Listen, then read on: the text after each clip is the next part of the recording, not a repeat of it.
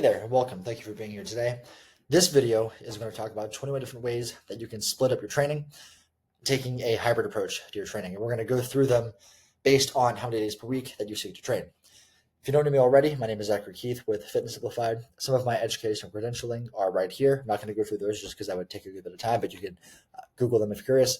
I have coached people either in person or remotely for about 7 years now, and I have maintained some sort of endurance or strength training in combination throughout pretty much my entire life. And I say that just to say that I give you some reason as to why you might want to take some of the words I have to say to heart, because I do think that particularly in relation to training and related, good information comes from the intersection of research or formal education, experience working with others, and experience with yourself. And so that is what I hope to bring to you today. So that said, let's start talking about the meat and potatoes of this video. Now, a couple of things I want to point out before we actually start talking about the splits and different ways you can divvy up your training throughout the week. First, real fast, let's define what a hybrid athlete is. So most commonly, you'll see a hybrid athlete defined as someone who pursues two disciplines of fitness that do not directly support one another. Most commonly, that means some sort of strength training or some sort of conditioning. It's really just strength conditioning said in trendier terms. Now, the idea is that you're pursuing two different goals that don't directly support one another. Now, I can make the argument that increased aerobic fitness will increase your recovery in between sets and sessions of strength training, and therefore there's an indirect benefit there. But improving your mile time is not going to directly make you stronger. If you improve your clean and jerk, that might directly improve your deadlift without you actually training the deadlift. So there is a bit more of a direct benefit there. For the purposes of this video, we're just going to assume that hybrid training just means pursuing strength and endurance in some capacity together at the same time with roughly even focus. And again, just to kind of hammer this point home, that doesn't mean you have to train all the time, train twice a day, or have this really super intense training regimen. It just means that your training goals are split between strength and endurance as opposed to one or the other. So that's point one that I wanted to cover before we start talking about the actual splits. Point two is what's on this slide here. So your weekly volume of training is what matters most. And that's true really for a strength and an endurance perspective. So in other words, the overarching point here is that if your weekly volume is equated, it matters little how you split that volume up. So say, for example, you wanted to do 10 sets of chest in a week, and that is the weekly volume you seek to impose on yourself. If you do that in 1, 2, or 3 different sessions throughout the week, it's probably going to lead you to the same results long term. At least that's what most of the research on that subject suggests. And by the way, as always, all references that I use to kind of support any claims I make in this video, I will cite below. Your training split, or your frequency of training, and in more technical terms, is just how you split up that weekly volume throughout the week. Really, the advantage of a split that involves more days of training per week is that you have more time to fit in more volume. But if there is some sort of volume of training that is deemed best for you, and that volume of training can be done in 4 days of training per week or 7 days of training per week, then it doesn't really matter if you choose 4 or 5, 6 or 7 days per week. At that point, it's really just up to you, your preferences, and what your schedule best allows. Now, I do have an article written on identifying what the best volume of resistance training is for you, and that includes strength and hypertrophy training. I'll link that down below if you are interested in that.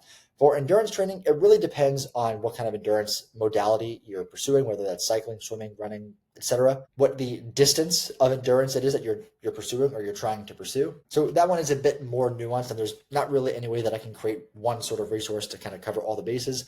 I will, over time, be releasing articles, videos, and other resources about how to find the best volume for whatever events you might be choosing to pursue. So if you want to be updated on that, either subscribe to the channel here or to my newsletter below, which I'll link in the content box, whatever you call it down there. But nevertheless, to close at the point here, what I want to say is that your weekly volume matters most. How your training split is just how you split it up throughout the week, and therefore your split should largely be selected based off of your preference and what fits best with your schedule. So the third point that I want to make before we dive into any actual training splits is just the idea of load management. Now, there's not much I can really add here without just reading this verbatim. So I'll just kind of move on quickly after this. You can pause and check this out if you want. But the idea is that I'm not really going to give you, do this training on this day, et cetera, for all the training splits that we're going to list out below. But if you understand these concepts here, and again, this is based off a paper that I will cite down below, then whatever split you want to choose that we, discuss going forward, if you use this to kind of guide how you divvy that up throughout the week, that should allow you to really optimize things for your schedule. So like I mentioned before, we're going to run through the 21 different training splits based off of how many days per week you like to train. All of these training splits will assume 1 training per day. We'll start with 2 days per week, as you can see here, and we'll work our way up to 7 days per week. Now, with 2 days per week of training, to me, there's really only one option, and that is to do 2 days of strength and endurance, both in the same session, in both your sessions of the week. Now, there is some evidence to say that strength and endurance are more effectively improved when they are separated. But I do think that trying to train each discipline at least twice per week is probably to your advantage. And if you were to separate them while training 2 days per week, then that means you're going to train each only once per week. And so that's kind of the rationale is why I say there's only one option for this one, and that's to do both strength and endurance within the same session twice per week if you're training only 2 days per week. Now, kind of going forward, there's going to be more than one option for each number of days of training per week that you might want to select. Some of the options I'm going to like more than others, so I'm going to kind of comment on those and say why, as I just did for the 2 day per week slide. For this one, I do think if you're training 3 days per week, 3 days of, again, combined strength and endurance in the same session is probably to your advantage. Again, because these two options are going to have your endurance only trained once per week or your strength only trained once per week. These are options, though, and I think, again, this is largely based off preference at this point.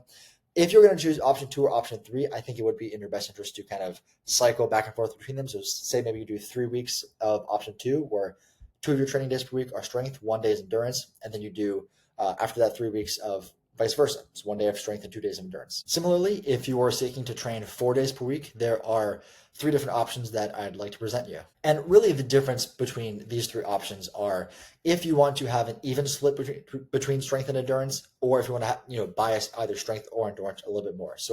And really the difference between these 3 options is whether or not you want to have a perfectly split focus between strength and endurance, or if you want to bias either strength or endurance a little bit more than the other. Option 1, which is 2 days of full body strength and 2 days of endurance, would be my general preference, and that one's going to split between strength and endurance about evenly. Option 2 is going to be a bit of an endurance focus, likely, the way that would kind of play out. And then option 3 is going to be likely a bit more of a strength and hypertrophy sort of focus. Now that we're at 5 days per week, there certainly is a bit more sort of wiggle room to play with how you split things up, which is reflected in the fact that there are 5 options here as opposed to the previous slides. Now, I definitely think that option 1 and option 2 are the best options on this slide. Everything, option 3, 4, and 5 are a bit sort of fancier, and they're not bad, but they do stray a little bit from what I would consider best practices. However, I do think varying how you structure your training over time can keep things fun, and it's good to just experiment and see what works best for you. So briefly, option 1 would be 2 days of full body strength training and 3 days of endurance training.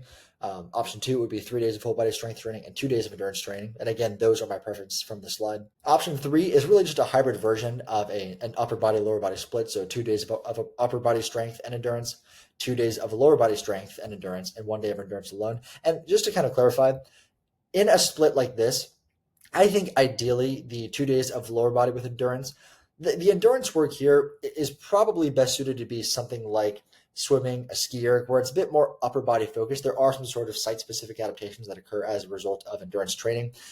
And I think there's something to be said about sort of compartmentalizing when you train strength training lower body and endurance training lower body into different sessions. But if you don't have access to that sort of stuff, and the 2 days of lower body strength and endurance has to be something like a bike or a run, the world will keep spinning. You'll still see results, and I wouldn't stress it too much. And again, even if something isn't perfectly optimal, it's very likely more than good enough. And so at the end of the day, you should just choose based off of what you prefer to do and what works best with your schedule and what you can adhere best to long term. Option 4 is kind of a hybrid version of a push-pull leg split, where push entails training your chest, shoulders, and triceps. Pull pertains training everything in your upper body that pulls, so back, biceps, things like that. If you were to program kind of under these parameters of a split like this, it would probably end up being sort of a strength and hypertrophy focus. And then option 5, again, is sort of a hybrid version of a push-pull leg split with a bit more of an even focus between strength and hypertrophy, or strength and endurance rather. And something to note, I'm kind of using the terms strength and hypertrophy, which hypertrophy just means muscle growth for all intents and purposes.